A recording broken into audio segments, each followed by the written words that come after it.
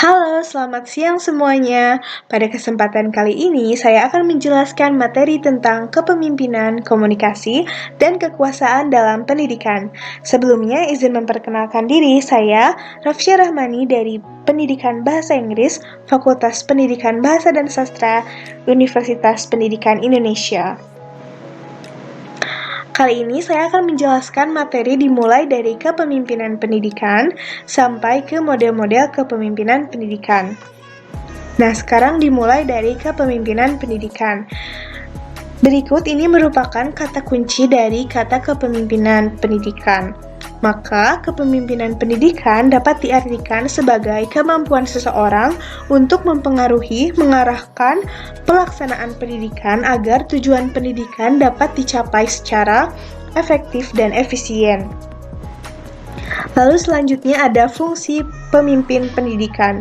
Yang pertama yaitu membantu tercipta suasana persaudaraan dan juga rasa kerjasama dengan penuh rasa kebebasan. Tetapi maksud dari kebebasan di sini bukan bebas sebebas-bebasnya. Kebebasan tersebut harus tetap memperhatikan peraturan dari organisasi tersebut. Lalu selanjutnya adalah membantu organisasi untuk mengorganisir diri. Maksud dari fungsi ini yaitu pemimpin harus bisa memberikan bantuan kepada anggota-anggota kelompoknya dalam menetapkan suatu tujuan. Selanjutnya adalah membantu menetapkan prosedur kerja. Jadi, pemimpin harus bisa menganalisis situasi yang sedang terjadi di sekitarnya untuk menetapkan prosedur kerja apa yang dapat dijalankan secara praktis dan efektif untuk organisasi tersebut. Lalu selanjutnya ada mengambil keputusan bersama. Dalam setiap masalah pastinya harus dipecahkan, harus didiskusikan melalui musyawarah mufakat. Dalam musyawarah mufakat ini, pemimpin berhak sebagai pengambil keputusan bersama. Lalu selanjutnya adalah mengembangkan organisasi. Jadi pemimpin harus bisa mengembangkan organisasi agar organisasi tersebut dapat mempertahankan eksistensinya, tidak tertinggal dari organisasi lain, dan juga organisasi tersebut dapat menyesuaikan diri dengan keadaan sekitarnya. Lalu selanjutnya ada tipe kepemimpinan pendidikan. Nah, terdapat 4 tipe kepemimpinan pendidikan. Yang pertama yaitu tipe otoriter. Dalam tipe otoriter ini, pemimpin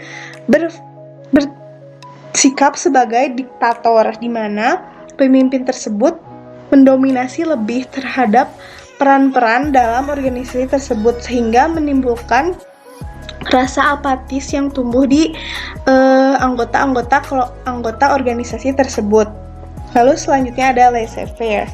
Dalam tipe kepemimpinan ini, pemimpin membiarkan anggotanya dalam menyusun struktur organisasi dan juga dalam pembagian tugas-tugasnya sehingga organisasi tersebut berjalan tanpa rencana dan tanpa ada pengawasan dari pemimpinnya. Lalu selanjutnya ada demokratis.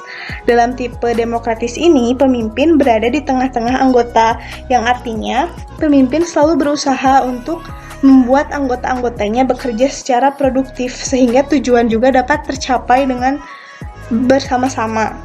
Nah, dalam tipe demokratis ini, pemimpin harus mempertimbangkan kemampuan dan kesanggupan anggota-anggota organisasinya. Lalu yang terakhir adalah pseudodemokratis. Dalam tipe kepemimpinan ini, jika dilihat dari luar, kepemimpinannya terlihat seperti demokratis, tetapi sebenarnya ketika keadaan di mana pemimpin memiliki suatu ide dan akan dimusyawarahkan, pemimpin ini akan mendesak anggota-anggotanya untuk menerima ide atau gagasan tersebut untuk menjadi keputusan bersama. Lalu selanjutnya ada syarat-syarat pemimpin pendidikan.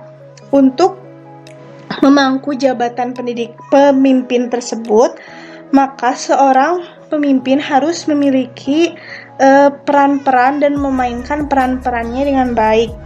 Adapun sikap yang harus dimiliki oleh pemimpin pendidikan yaitu bersikap rendah hati dan sederhana, bersifat suka menolong, sabar dan memiliki emosi yang stabil, percaya diri, jujur, adil, dan dapat dipercaya, dan juga memiliki keahlian dalam jabatan yang ia pegang tersebut. Lalu selanjutnya ada keterampilan yang harus dimiliki oleh pemimpin. Nah, terdapat 5 kategori keterampilan. Yang pertama yaitu keterampilan dalam memimpin. Maksudnya, pemimpin harus bisa menyusun rencana bersama dan juga memberi dorongan kepada anggota-anggota kelompok ketika membuat suatu keputusan. Lalu selanjutnya ada keterampilan dalam hubungan insani. Terdapat 2 hubungan insani. Yang pertama yaitu hubungan formal atau hubungan karena tugas secara resmi, dan yang kedua yaitu hubungan personal atau pribadi. Tetapi dari kedua hubungan tersebut yang paling penting adalah sikap saling menghargai, baik itu dari pemimpin ke anggotanya maupun dari anggota ke pemimpinnya. Lalu selanjutnya ada keterampilan dalam proses kelompok. Maksudnya adalah pemimpin harus bisa menumbuhkan partisipasi anggota tersebut sehingga potensi yang dimiliki oleh anggota tersebut dapat diimplementasikan terhadap pelaksanaan organisasi tersebut. Lalu selanjutnya adalah keterampilan dalam administrasi personil. Maksudnya, pemimpin harus bisa menyeleksi, menempatkan, dan juga menugaskan staf-staf atau anggota-anggotanya sesuai dengan tugas dan pekerjaannya. Lalu selanjutnya adalah keterampilan dalam menilai. Pemimpin harus bisa menilai atau mengevaluasi untuk mengetahui sampai mana tujuan organisasi tersebut dicapai, dan juga anggotanya bisa mengetahui apa saja kekurangan dan kelebihan yang mereka miliki. Lalu selanjutnya ada teori munculnya pemimpin. Terdapat 4 teori munculnya pemimpin. Yang pertama yaitu teori genetis. Menurut teori ini, seseorang dilahirkan menjadi pemimpin karena ia memiliki bakat dan pembawaan untuk menjadi pemimpin.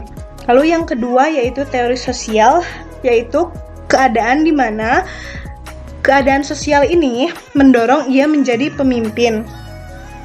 Dan yang ketiga yaitu merupakan teori gabungan antara teori genetis dan teori sosial. Maksudnya, seorang pemimpin harus memiliki bakat dan usaha untuk supaya kepemimpinan tersebut dapat berkembang. Lalu selanjutnya ada teori situasi. Menurut teori ini, setiap orang bisa menjadi pemimpin, tetapi hanya dalam situasi-situasi tertentu saja.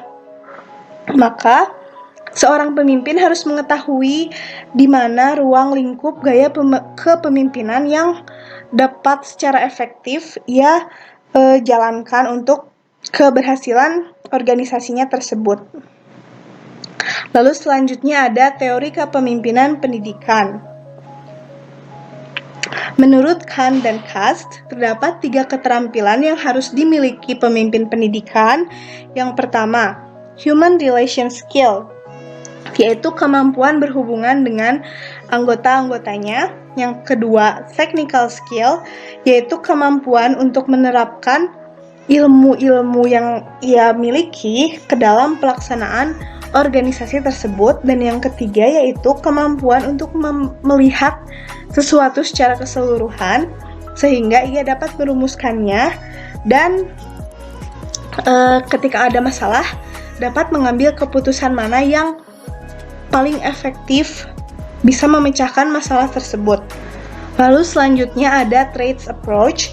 Traits approach ini menjelaskan bahwa seseorang pemimpin pendidikan dapat dilihat dari karakteristik yang bisa orang lain lihat, seperti kondisi fisiknya yang tegap, energik, dan juga latar belakang sosial yang berpendidikan, ataupun kepribadiannya yang memiliki emosi yang stabil, agresif, dan juga sebagainya. Lalu yang selanjutnya ada behavioral approach. Menurut pendekatan ini, terdapat gaya-gaya kepemimpinan yang dapat dikategorikan ke dalam dua kategori. Yang pertama, gaya yang berorientasi pada tugas, dan yang kedua yaitu gaya yang hubungannya yang berorientasi pada bawahan. Lalu selanjutnya ada teori kepemimpinan managerial grade. Menurut teori ini, terdapat gaya kepemimpinan yang merupakan kombinasi antara concern for people dan juga concern for production.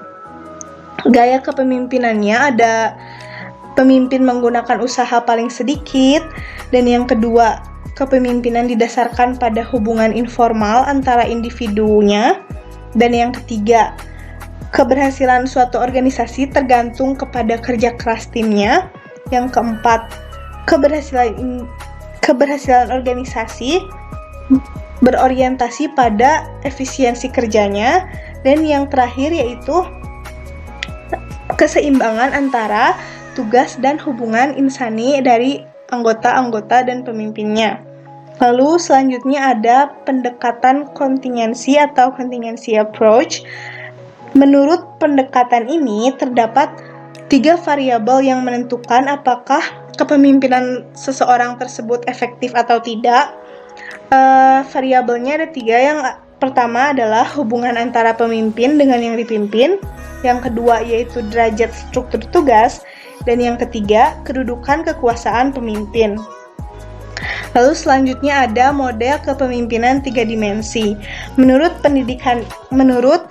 model ini didasarkan pada 2 perilaku kepemimpinan, yaitu yang berorientasi pada orang dan juga yang berorientasi kepada tugas. Sehingga dari 2 gaya tersebut dapat dilihat gaya-gaya apa saja yang efektif dan juga gaya apa saja yang tidak efektif untuk diterapkan dalam kepemimpinan. Lalu selanjutnya ada teori kepemimpinan situasional. Menurut teori ini, ada 4 gaya kepemimpinan. Yang pertama yaitu telling, gayanya merupakan komunikasi satu arah. Yang kedua ada selling, yaitu pengarahan tugas masih dilakukan oleh pemimpin. Yang kedua, participating, di mana pemimpin dan anggota bersama-sama bertindak andil dalam mengambil keputusan. Dan yang keempat adalah delegating, di mana perilaku antara kesempatan yang diberikan untuk pemimpin ini dapat didelegasikan. Lalu selanjutnya ada siapa yang disebut dengan pemimpin pendidikan. Yang dapat disebut dengan pemimpin pendidikan yaitu seseorang yang memiliki kelebihan untuk mengarahkan, membimbing, dan mengkoordinasikan staf pendidikan.